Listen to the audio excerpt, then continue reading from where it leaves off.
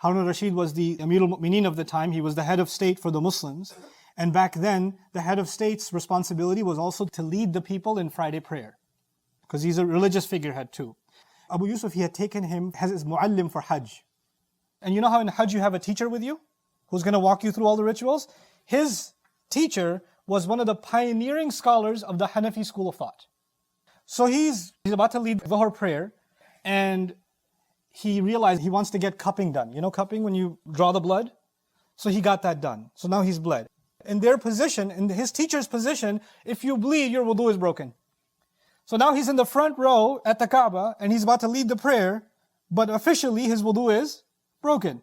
And you have to walk through 1,000 rows back towards the water, and because he's the head of state, everybody's going to want to say salam. Everybody's going to say, hey, can you please make dua for me? Or have some request, because he's a VIP.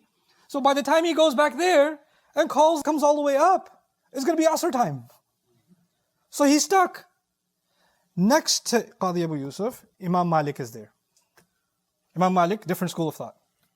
And in Imam Malik's school, if you bleed, your wudu doesn't break.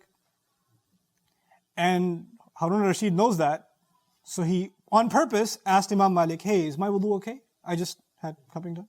Imam Malik said, yes, of course it's okay. You can lead. And he led the prayer at the Kaaba. Everybody prayed behind Khalifat Harun al-Rashid. And as soon as the prayer was done, the Hanafi students of Qadi Abu Yusuf come running to the Shaykh.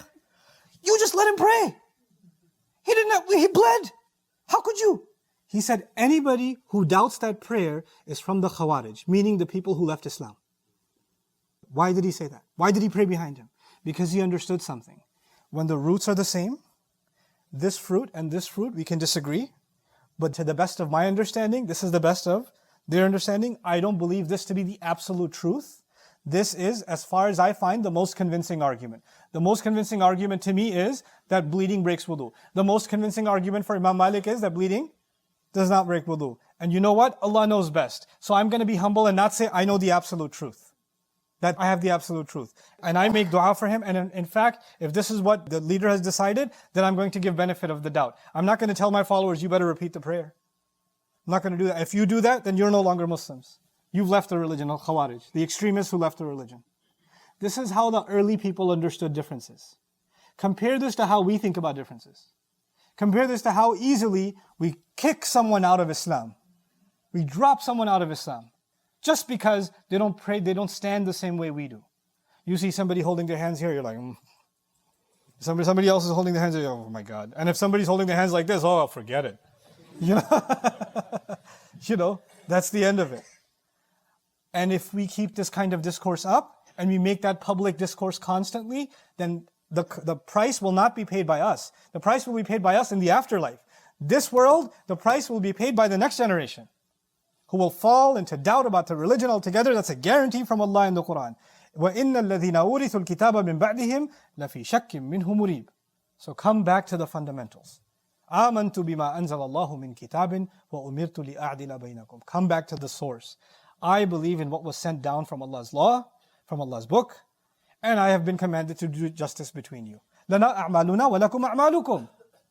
We have our deeds, you have yours. لَا حُجَّةَ بَيْنَنَا وَبَيْنَكُمْ. There's no reason to argue between you and ourselves. Allahu yajma'u baynana wa ilayhi al-masir. Allah is the one who will make us united, and to Him we have to go back. Let's not debate this. It's fine, you do what you do, we do what we do. We know our evidence is good enough. This is only going to create fitna. This is only going to create contention. Don't make this the point of contention.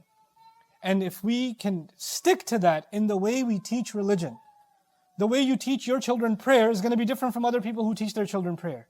But if they grow up thinking that those people who pray differently from them are kuffar or are dal and mudil, they're misguided, deviant, corrupt, then you have done a disservice to your children.